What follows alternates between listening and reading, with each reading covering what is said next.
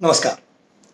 जब भी देश के लिए बलिदान और त्याग की चर्चाएं होती हैं तो ये भी चर्चा होती है कि आरएसएस और भारतीय जनता पार्टी के किसी भी नेता ने इतिहास में देश के लिए कोई कुर्बानी नहीं दी, कोई त्याग बलिदान नहीं किया। इस पर भारतीय जनता पार्टी के लोग भारतीय जनसंघ के संस्थापक यानी अपनी पार्टी के संस्थापक श्यामा प्रसाद मुखर्जी के कश्मीर के लिए बलिदान की बात करते हैं कि उन्होंने कश्मीर के लिए बलिदान दिया, अपना जीवन अर्पित कर दिया देश के लिए। तो हमने सोचा कि इसकी जरा गहराई से पड़ताल करनी चाहिए और ये अगर सच है तो जनता को इसकी जानकारी मिलनी चाहिए, जो इस बात की आलोचना करते हैं कि आरएसएस और भारतीय जनता पार्टी के इतिहास में कोई त्याग बलिदान हुआ ही नहीं। तो सबसे पहले हमने ये देखा कि भारतीय जनता पार्टी के लोग अपने संस्थापक श्यामा प्रसाद मुखर्जी के बारे में खुद कितना जानते हैं। देश के प्रधानमंत्री जो उनके सर्वोच्च नेता हैं आज के दिन, वो मिस्टर मुखर्जी के बारे में कितना जानते हैं, ये इस जरा वीडियो से देखिए। मेरी गुजरात की मिट्टी के सपूत डॉक्टर श्यामा प्रसाद मुखर्जी विद्वान थे। विवेकानंद जी उनके साथ वार्ता करते थे। 1947 देश आजाद होने के बाद पंडित नेहरू का पहला काम था कि कोई प्रतिनिधि को भेज करके देश के लिए जीने मरने वाले डॉक्टर श्यामा प्रसाद मुखर्जी के उस अस्थि को हिंदुस्तान ला देते। नहीं किया। यदि आप इस वीडियो को पूरा देखें, गुजरात के इस भाषण को, तो इसमें तथ्यों में भारी खामियां पाई जा रही हैं। जैसे मोदी जी कहते हैं कि श्यामा प्रसाद मुखर्जी गुजरात के सपूत थे, जबकि सच्चाई ये है कि वो एक बंगाली थे। दूसरे वो ये कहते हैं कि स्वामी विवेकानंद और दयानंद सरस्वती के साथ वो विचार विमर्श करते थे, जबकि सच्चाई ये है कि स्वामी विवेकानंद का देहांत हुआ 4 जुलाई 1902 को और श्यामा प्रसाद मुखर्जी पैदा हुए थे 6 जुलाई 1901 को। यानी उस वक्त तो सिर्फ 1 साल के थे जब स्वामी विवेकानंद का देहांत हो गया, और दयानंद सरस्वती को तो गुजरे भी उस वक्त 18 साल हो चुके थे।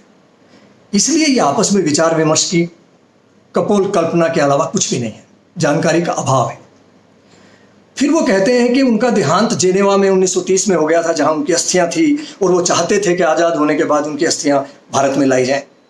लेकिन वो नेहरू जी को कोसने के चक्कर में कहते हैं कि लेकिन नेहरू जी ने ऐसा नहीं किया, उनको करना चाहिए था, किसी को भेज के अस्थियां मंगवानी चाहिए थी।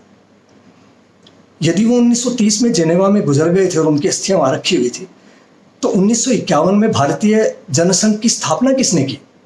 फिर वो आपके संस्थापक कैसे हुए? तो सच्चाई ये है कि उनका देहांत 1930 में नहीं हुआ, जून 23 1953 में हुआ, और उस वक्त वो श्रीनगर में मौजूद थे। अब 2-3 जानकारियां शहादत पे आने से पहले आपको होनी चाहिए। पहली तो ये कि जब 1939 में अंग्रेजों के इस फैसले के विरोध में कि भारतवासी अंग्रेजों की तरफ से लड़ाई लड़ेंगे दूसरे विश्व युद्ध में, बिना उनसे विचार विमर्श किए कांग्रेस पार्टी ने सभी तरह की जिम्मेदारियों से इस्तीफे दे दिए। तो उस वक्त हिंदू महासभा, जिसके एक वरिष्ठ नेता थे श्यामा प्रसाद मुखर्जी, उन्होंने 3 राज्यों में अपनी सरकारें बनाने में मुस्लिम लीग का साथ लिया। ये 3 स्टेट थी, बंगाल, सिंध और नॉर्थ वेस्ट फ्रंटियर। और बंगाल की सरकार में श्यामा प्रसाद मुखर्जी खुद उप मुख्यमंत्री बने।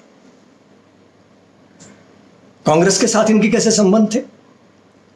वो खुद अपनी डायरी में लिखते हैं कि मुझे नेताजी सुभाष चंद्र बोस ने कहा कि यदि तुमने बंगाल में अपनी राजनीति शुरू करने की कोशिश की तो मैं देखूंगा कि तुम्हें पैदा होने से पहले ही खत्म कर दिया जाए, चाहे उसके लिए मुझे शक्ति का प्रयोग करना पड़े। ये उनकी अपनी डायरी के अंश हैं। इसके बावजूद 1947 में जब देश आजाद हुआ तो पंडित जवाहरलाल नेहरू ने, जिनको ये दिन रात उनकी विरासत को मिटा देने की कोशिश में लगे रहते हैं, उन्होंने श्यामा प्रसाद मुखर्जी को विरोधी होने के बावजूद अपनी सरकार में मंत्रिमंडल में शामिल किया, मंत्री बनाया। अब बात करते हैं कि क्या उन्होंने कश्मीर के लिए अपने जीवन का बलिदान किया। और इन तथ्यों को समझने के लिए हमको उनकी डायरी में वापस लौटना होगा। उस डायरी में वो लिखते हैं, जनवरी 1939 को पेज नंबर 9, 18, 23, 25, 28 पे लगातार जिक्र है उनका कि मुझे हर बार इलेक्ट्रिक ट्रीटमेंट लेना पड़ रहा है और ये बीमारी लगातार बनी हुई है। यानी इलेक्ट्रिक ट्रीटमेंट की उनको ज़रूरत थी अपनी सेहत को बचाने के लिए, जब उनकी उम्र सिर्फ 38 साल थी। उसके बाद उन्होंने काफ़ी इस पर चर्चाएं लिखी हैं, बहुत बड़ी डायरी हैं, 3 भाग हैं उसके। आप चाहें तो 3 मूर्ति भवन के नेहरू मेमोरियल से उसको प्राप्त कर सकते हैं। उसमें एक जगह वो ये भी लिखते हैं कि मुझे लगता है कि अब मेरे पास ज़्यादा वक्त नहीं है। लेकिन 5 जनवरी 1946 को, उसके 7 साल के बाद, लगभग 7 साल के बाद, वो लिखते हैं पेज नंबर 108 पर कि मैं पिछले 10 दिनों से यहाँ हूँ। एक हिल स्टेशन पर गए हुए थे दरअसल। मेरे दिल की परेशानी बढ़ गई है। मेरी माँ अंतु, केनो की पत्नी और उनकी बेटी यहाँ मेरे साथ हैं। मेरे स्वास्थ्य में उतना सुधार नहीं हुआ जितना मैंने सोचा था। दर्द बार बार लौट आता है और तब मुझे बहुत दर्द होता है। मेरे लिए सांस लेना भी मुश्किल हो जाता है। मुझे डर है कि मैं इसे अब और सहन नहीं कर पाऊंगा। इसके 10 दिन बाद 15 जनवरी 1946 को पृष्ठ नंबर 144 पर वो लिखते हैं कि इसके तुरंत बाद, अंश है, इसके तुरंत बाद मैं बीमार महसूस करने लगा। मुझे अचानक बहुत हल्का महसूस हुआ और लगा कि मैं गिर जाऊंगा। कलकत्ता में बड़ा हंगामा हुआ।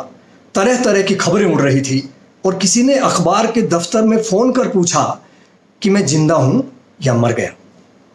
अगले दिन आने वाले सभी डॉक्टरों ने मुझसे कहा कि यदि मुझे जीवित रहना है तो पूरा आराम करना होगा। फिर वो लिखते हैं, कुछ दिन बाद मैंने फिर भी कुछ काम करने का प्रयास किया, लेकिन मुझे फिर दौरा पड़ा। डॉक्टर गुस्से में थे। उन्होंने कहा कि आत्मघाती होने का कोई मतलब नहीं है और वे मुझे कोई काम नहीं करने देंगे।